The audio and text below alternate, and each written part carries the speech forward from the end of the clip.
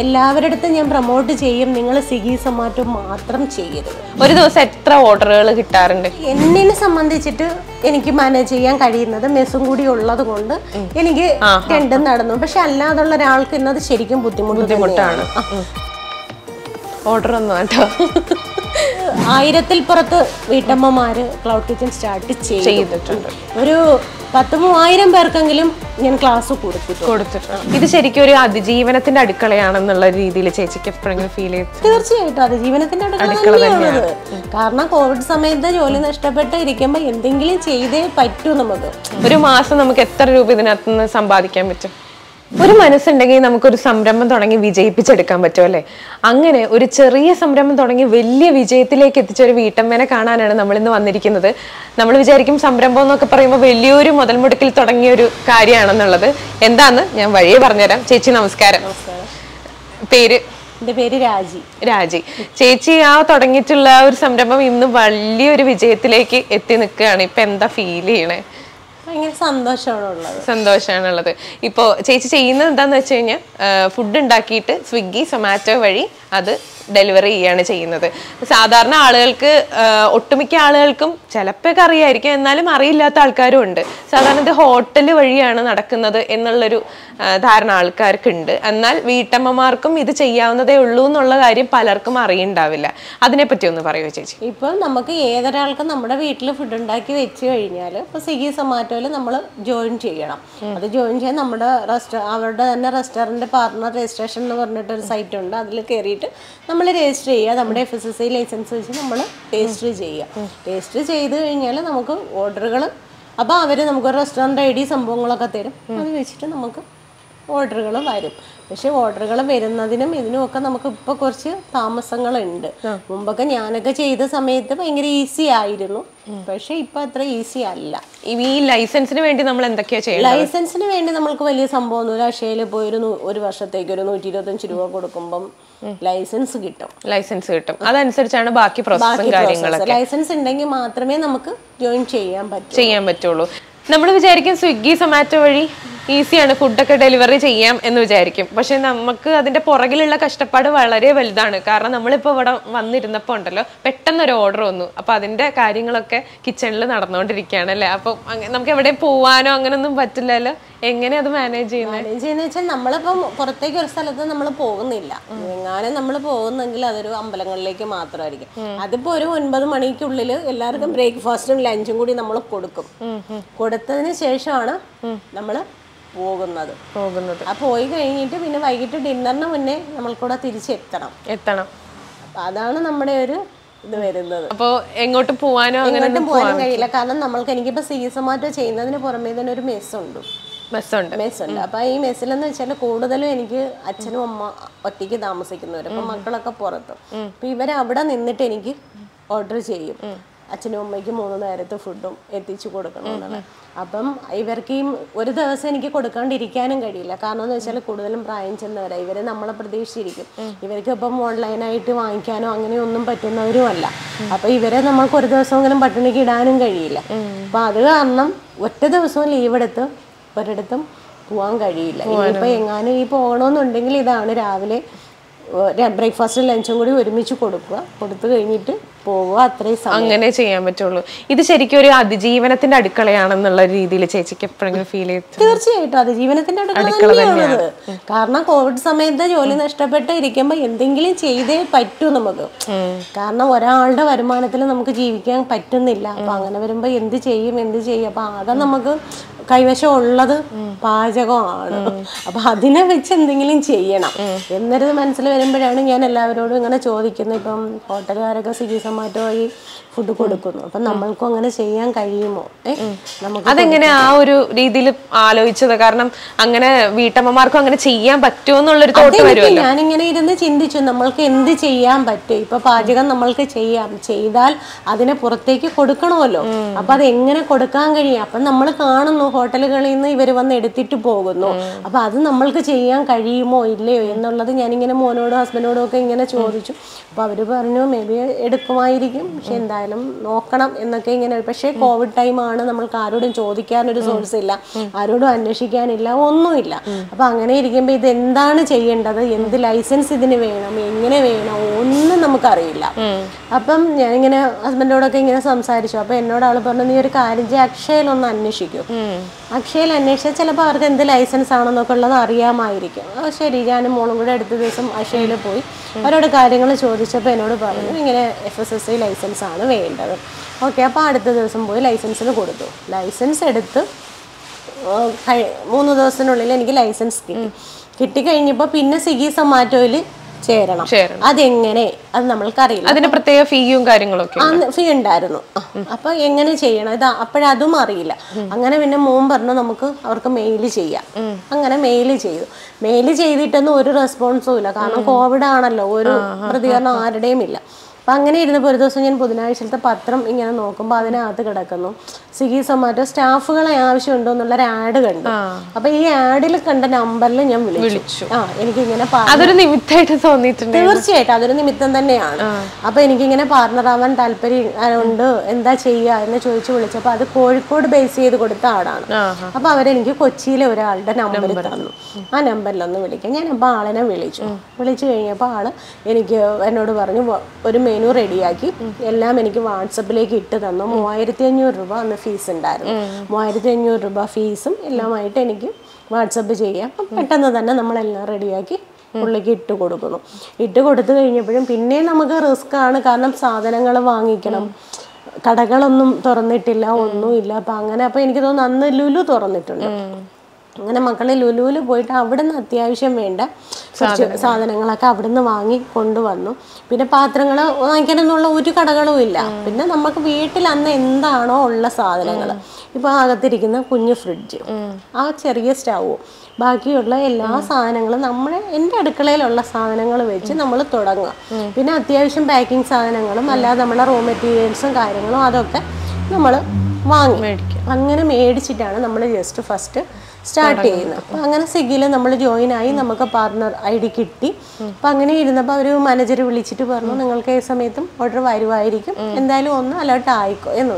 അപ്പോൾ ഒരു ദിവസം രാവിലെ ബ്രേക്ക്ഫാസ്റ്റ് കഴിച്ചുകൊണ്ടിരിക്കുമ്പോൾ നമുക്ക് ഒരു ഫോണിലൊരു റിങ് കേൾക്കുന്നു. അപ്പം നമുക്ക് അറിയില്ല എന്താണെന്ന്. അപ്പോൾ ഇനി എടുത്ത് നോക്കുമ്പോൾ അതിൽ പിന്നെ എനിക്ക് വാട്സപ്പ് അല്ല, ഫേസ്ബുക്ക്, ഇതല്ല ഒന്നിൻ്റെ അല്ല. അപ്പം മോൻ പെട്ടെന്ന് പറഞ്ഞു, അമ്മ ഇത് ഓർഡർ ആയിരിക്കും. ഓടിപ്പോയി എടുത്ത് നോക്കുമ്പോൾ ഓർഡർ വന്നിരിക്കും.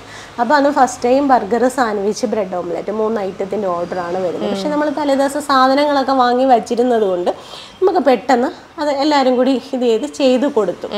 അങ്ങനെ പിന്നെ അന്ന് തന്നെ 2-3 ഓർഡറുകൾ വീണ്ടും വന്നു. അപ്പം അടുത്ത ദിവസം മുതൽ നമുക്ക് ഓർഡർ രാവിലെ. അപ്പം നമ്മൾ അന്ന് ബ്രേക്ക്ഫാസ്റ്റിനൊന്നും ഉള്ള കരുതിയിട്ടില്ല, കാരണം നമുക്ക് ഓർഡർ വരുമോ ഇല്ലയെന്നൊന്നും അറിയില്ല. അപ്പം എന്നോട് പറഞ്ഞു, ഒരു കാര്യം ചെയ്ത് നാളത്തേക്ക് രാവിലെ എന്താണെങ്കിലും മാവൊക്കെ അരച്ച് വെച്ചു, വരുന്നെങ്കിൽ കൊടുക്കാം എന്നുള്ള. അപ്പോഴും നമ്മൾക്കും പ്രതീക്ഷയില്ലല്ലോ ഇതുപോലെ നമുക്ക് കൂടുതൽ ഓർഡറുകൾ വരുമെന്നോ ഒന്നും നമുക്കൊരു പ്രതീക്ഷയുമില്ല, ഒന്നും നമുക്ക് അറിയില്ല. സത്യം അതാണ്, എങ്ങനെ വേണം എന്ത് വേണം ഒന്നും നമുക്ക് അറിയില്ല.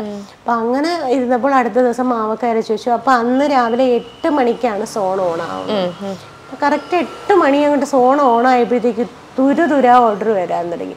ഒരു സമയം തന്നെ, കാരണം എല്ലാവരും വെയിറ്റ് ചെയ്തിരിക്കുകയാണ്, ഷോപ്പുകൾ വളരെ കുറവാണല്ലോ. അപ്പൊ അങ്ങനെ വന്നപ്പോഴത്തേക്ക് എല്ലാവരും വലിയൊരു ബ്രേക്ക്ഫാസ്റ്റിന് വേണ്ടി വെയിറ്റ് ചെയ്തിരിക്കണം. അപ്പൊ ഈ ഒരേ സമയം തന്നെ 4-5 ഓർഡറുകൾ വരാൻ തുടങ്ങി.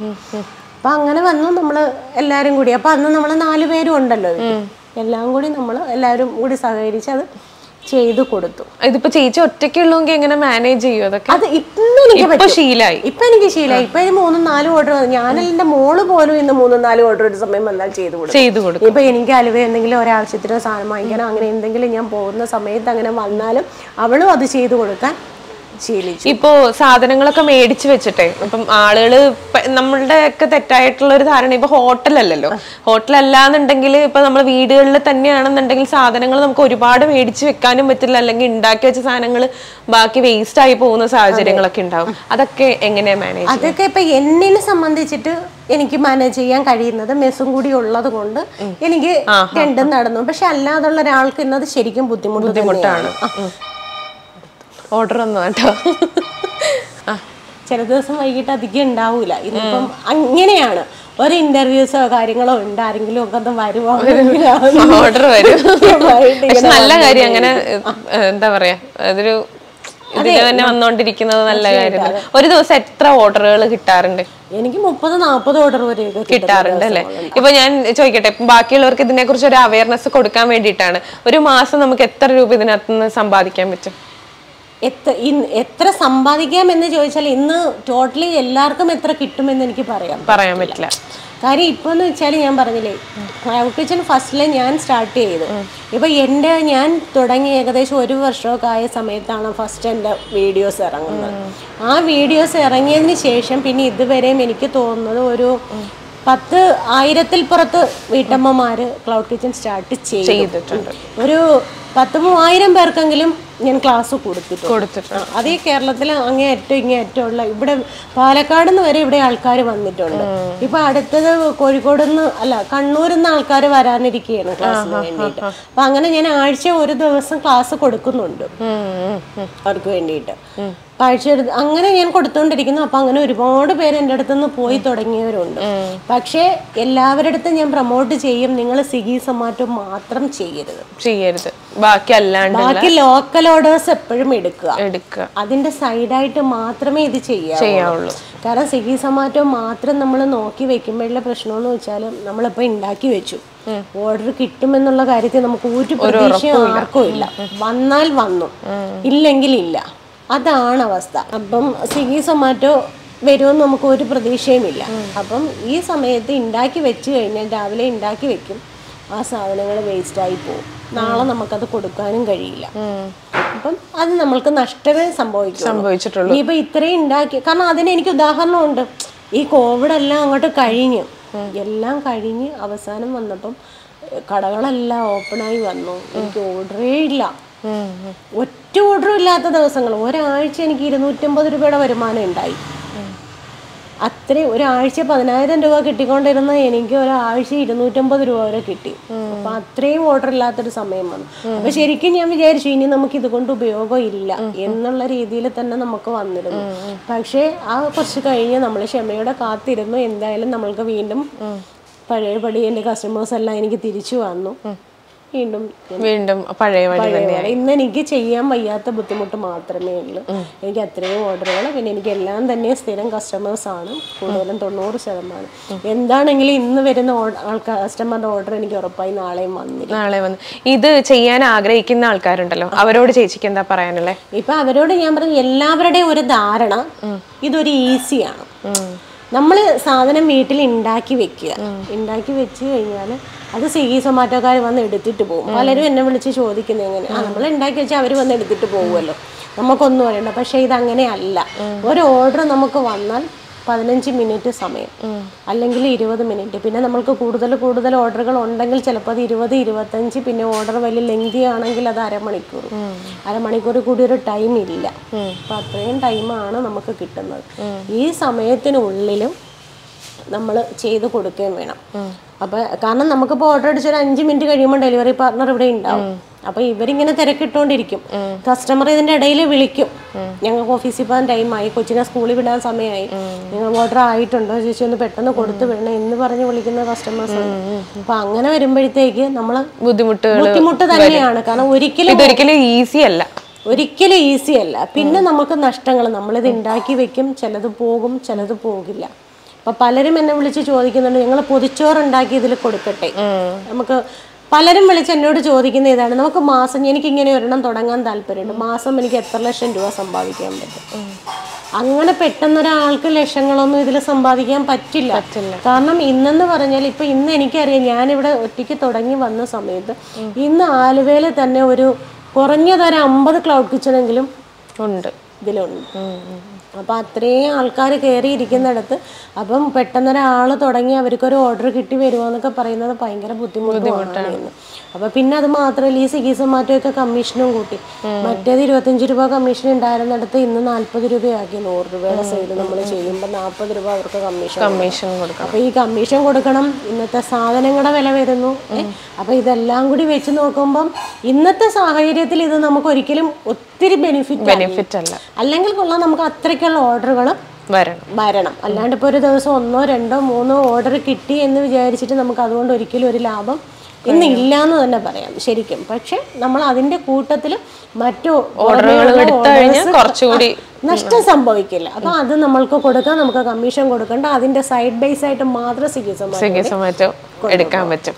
അപ്പൊ ചേച്ചി ഒരുപാട് നന്ദി. ഈ ഒരു തിരക്കിട്ട സമയമാണ്, അപ്പൊ ഞാൻ കൂടുതൽ ഡിസ്റ്റർബ് ചെയ്യുന്നില്ല. അപ്പൊ ഒരുപാട് താങ്ക് യു. ഇനിയും അടിപൊളിയായിട്ട് ഈ ഒരു ക്ലൗഡ് കിച്ചൺ നന്നായിട്ട് പോട്ടെ. Thank you.